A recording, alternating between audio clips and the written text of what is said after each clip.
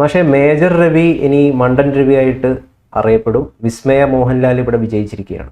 ആ കുട്ടിക്ക് രാഷ്ട്രീയം അറിയില്ല, ഇത് എന്താണ് അങ്ങനെയാണ് ഇങ്ങനെയാണെന്നൊക്കെയാണ് മേജർ രവി പറഞ്ഞത്. വലിയ വിവാദമായിട്ടുണ്ടായിരുന്നു. അപ്പോൾ അവസാനം കേന്ദ്രം തന്നെ രാജിവെപ്പിച്ചിരിക്കുകയാണ്. അപ്പോൾ മേജർ രവിനെ എന്തു പറയും? മേജർ രവി നേരത്തെ നമ്മൾ നടത്തിയ സംഭാഷണത്തിൽ കേരളത്തിലെ ഈ അന്തം കമ്മികൾ കളിക്കുന്ന അന്തം സംഖ്യകൾ അതിൻ്റെ ഒരു പ്രതിനിധിയായി അയാൾ മാറിപ്പോയി എന്നുള്ളതാണ്. അയാൾ മണ്ടനായതുകൊണ്ട് തന്നെയാണ് അത്തരത്തിലുള്ളൊരു വാദം അദ്ദേഹം ഉന്നയിച്ചത് എന്നുള്ളതാണ്. ഒരാൾ BJP-കാരനാകുന്നത് കൊണ്ട് മണ്ടത്തരം വിളിച്ചു പറയേണ്ട കാര്യമില്ല. പക്ഷേ മേജർ രവി വളരെ കൃത്യമായിട്ട് താൻ മണ്ടനാണ് രാഷ്ട്രീയത്തിൻ്റെ കാര്യത്തിൽ എന്ന് വ്യക്തമാക്കിയ പ്രസ്താവനയാണ് നടത്തിയത്. അദ്ദേഹത്തിനെതിരെ ഒരു പെൺകുട്ടി എന്താണ് +2 പഠിക്കുന്ന ഒരു പെൺകുട്ടി മാളവിക കേസ് കൊടുത്തിട്ടുണ്ട്, വക്കീൽ നോട്ടീസ് അയച്ചു. കാരണം ഇയാൾ പറഞ്ഞതെന്ന് വെച്ചാൽ ജന്തർ മന്ദിറിലെ സമരം എന്ന് പറഞ്ഞതിൻ്റെ ഇടയിൽ കള്ളുപിടിക്കാനും വേറെ ഏതൊക്കെ പരിപാടികൾക്കൊക്കെ ആളുകൾ വരുന്ന സ്ഥലമായിട്ടാണ് അദ്ദേഹം ചിത്രീകരിക്കുന്നത്. വളരെ മ്ലേച്ഛമായ ഭാഷ. രാഷ്ട്രീയ അദ്ദേഹം ഒരു സ്ഥാനാർത്ഥിയായിരുന്നു, അല്ലേ? തീർച്ചയായിട്ടും.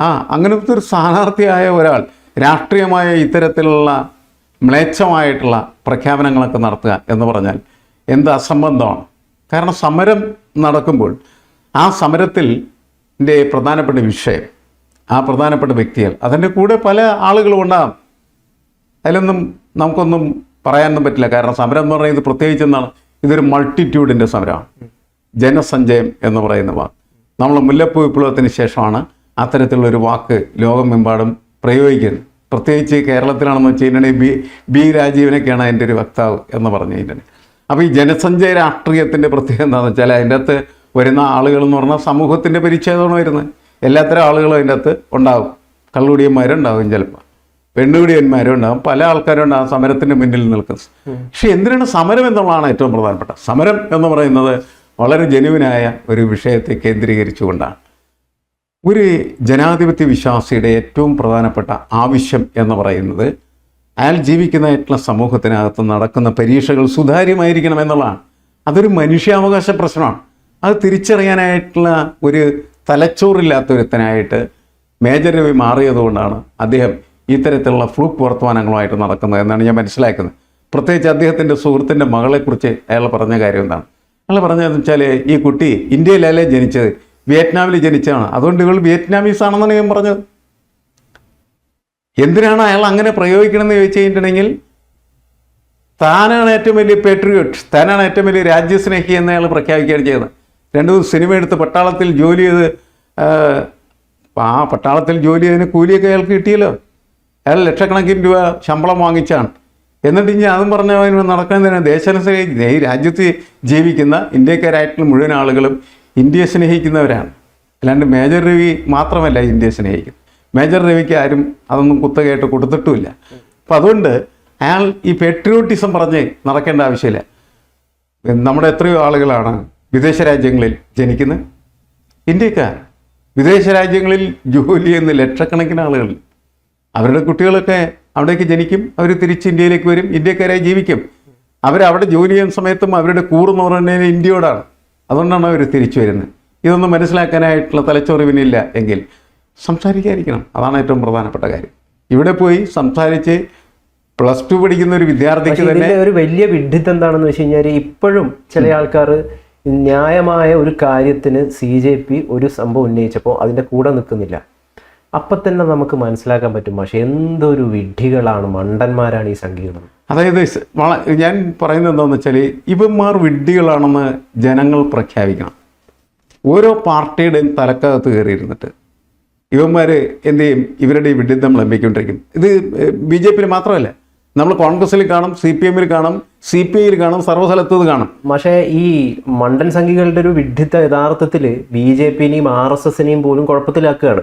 ഈ സോനം വാങ്ചുങ് തീവ്രവാദിയാണെന്നോ വിദേശചാരനാണെന്നോ മോദിയോ അമിത്ഷായോ JP നഡ്ഡയോ എവിടെയും പറഞ്ഞിട്ടില്ല, മറ്റാളുകളും പറഞ്ഞിട്ടില്ല. ഈ CJP അതേ രീതിയിലുള്ള എന്തെങ്കിലും വിദേശ പ്രവർത്തനത്തിന്റെ ഭാഗമായിട്ടാണ് ഇവിടെ പ്രവർത്തിക്കുന്നത് ഇവരാരും പറഞ്ഞിട്ടില്ല. CJP-യുടെ സ്ഥാപകനായിട്ടുള്ള അദ്ദേഹം അമേരിക്കയിൽ പഠിച്ചു എന്നുള്ളതാണുള്ള ആക്ഷേപം. അതുകൊണ്ട് അയാൾ അമേരിക്കൻ ചാരനാണെന്ന് ഇവർ പറഞ്ഞു. ഇവർ പറയുന്നില്ല, അനുഭാവികളാണ് പറയുന്നത്. ഇവിടെ മോഹൻ ഭാഗവത് തന്നെ കഴിഞ്ഞ ദിവസം പറഞ്ഞത് എന്താണ്? കൃത്യമായ താക്കീതാണ് നൽകിയത്. കേട്ടെഴുത്തല്ല, ചർച്ചയാണ് വേണ്ടത്, ആജ്ഞയല്ല വേണ്ടത്, സമവായം, കുട്ടികളുടെ ചോദ്യങ്ങൾ മറുപടി നൽകണം. അത്തരത്തിലാണ് അദ്ദേഹം പ്രതികരിച്ചത്.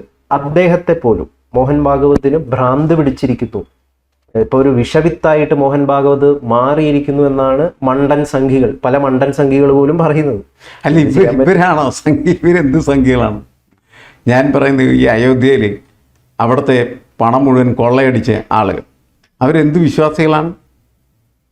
അവരെന്ത് വിശ്വാസികളാണ്? അവർക്ക് എന്ത് വിശ്വാസമുണ്ട്? വിശ്വാസത്തിന് തരുമ്പെങ്കിലുണ്ടെങ്കിൽ 10 രൂപ അവനെടുക്കുക, സാർ എന്താണ് ദൈവത്തിൻ്റെ 10 രൂപ എടുക്കില്ല. അപ്പം അവനൊക്കെ വിശ്വാസികളെ കൊള്ളക്കാരനാണ്. അത് വിളിച്ചു പറയണ്ടേ?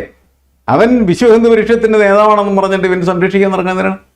അപ്പം ഇങ്ങനെ വരുന്ന സമയത്താണ് ഇവരെല്ലാം ഈ മണ്ടൻ സംഖ്യകൾ എന്ന് പറയുന്ന വിശേഷണത്തിന് വിധേയമായി തീരുന്നത്. കാരണം നമ്മൾ ഒരാൾ കാവ്യ പുതച്ചതിൻ്റെ പേരിൽ അവൻ പരിശുദ്ധനാണെന്ന് വിചാരിക്കരുത്. അവിടെയാണ് പ്രശ്നം. ചുവപ്പ് പുതച്ചതിൻ്റെ പേരിൽ ഒരുത്തൻ വിപ്ലവകാരിയാണ് എന്ന് കരുതരുത്. ഇതാണ് അടിസ്ഥാനപരമായിട്ടുള്ള കാഴ്ചപ്പാട്.